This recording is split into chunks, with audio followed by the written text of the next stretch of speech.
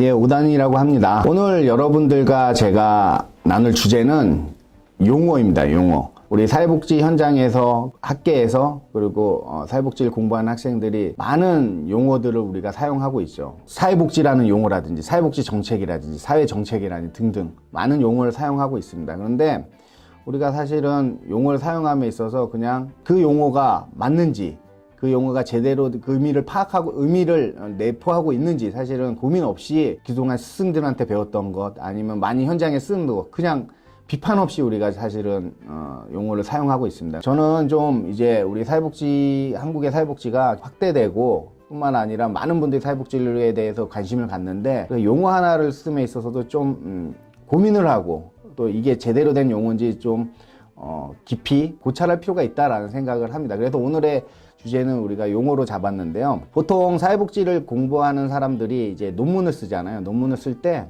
첫 번째는 이제 내가 어떤 연구를 하겠다라고 서론에서 이야기를 합니다. 근데 두 번째 이론적인 얘기를 할 때 2장의 1절이 대부분 어떠한 개념적인 정의를 합니다. 어떠한 단어에 대한 개념 정의를 하는데 그게 왜 그러냐면 그만큼 중요하다라는 거죠. 그만큼 중요하다라는 거예요. 현장 혹은 뭐 이렇게 사회복지를 뭐 교육을 한다거나 이럴 때 용어를 그냥 아무 비판 없이 쓴다라는 것은 저는 문제가 있다라고 생각을 해서 여러분들과 함께 나누도록 하겠습니다. 우리 사회복지 현장에서 많이 쓰는, 아니면 우리 배우기도 많이 배웠죠. 니즈라는 용어 있죠. 니즈라는 영어 단어가 이제 우리는 욕구라고 해석을 하죠. 욕구라고 해석을 하는데 그게 정말 욕구라는 표현을 쓰는 게 맞는가? 오늘 한번 같이 이야기 나눠보도록 하겠습니다. 욕구라는 것은 개인이 갖고 있는 어떻게 보면 욕망, 아니면 개인이 원하는 것을 할 때 우리가 욕구라는 표현을 쓰죠. 근데 우리가 예를 한번 들어보겠습니다. 치매에 걸리는 어르신들한테 우리가 어떤 서비스를 제공하거나 지원을 할 때 뭐 어떤 서비스 필요하지 않냐라고 이야기했을 때 어르신들 같은 경우에는 이제 치매를 앓고 있기 때문에 필요 없다라고 이야기가 할 수가 있다는 거죠. 그러면 그 서비스를 제공하지 않아야 되는 건가요? 저는 그래서 욕구라는 니즈라는 용어를 우리가 필요라는 용어로 좀 변화해서 쓰면 어떨까라는 생각을 해봤습니다. 니즈라는 용어를 욕구가 아닌 필요로 썼을 때는 그 사람한테 필요한 거거든요. 그 사람이 당장 내가 원하지 않다라고 이야기를 해도 그 서비스는 사회복지 현장에서 제공을 해야 되는 거죠.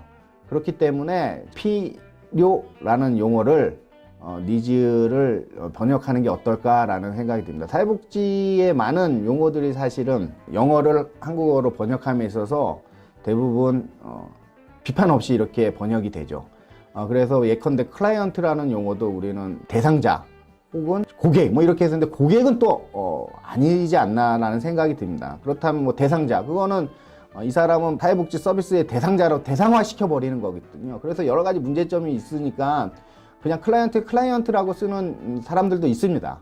그거는 이제 클라이언트를 한국어로 번역하기가 어려워서 클라이언트라는 용어를 쓴다라고도 이야기를 하죠. 고우라는 또 표현을 쓰는 분도 계세요. 그런 분들은 한국의 용어를 찾아가지고 어렵게 이렇게 번역을 해서 고우라는 표현을 쓰고 있습니다. 그래서 우리가 앞으로는 좀 사회복지 현장이건 학계에서 용어를 씀에 있어서 조금 한국말로 번역하거나 아니면 새로운 용어를 만들 때 의미를 더 정확히 전달할 수 있는 그런 용어로 우리가 사용하는 게 어떨까 싶어가지고 오늘 제가 문제 제기를 한번 해봤습니다. 다음에 또 다른 주제 가지고 우리가 만나보도록 하겠습니다. 예. 다음에 뵙겠습니다.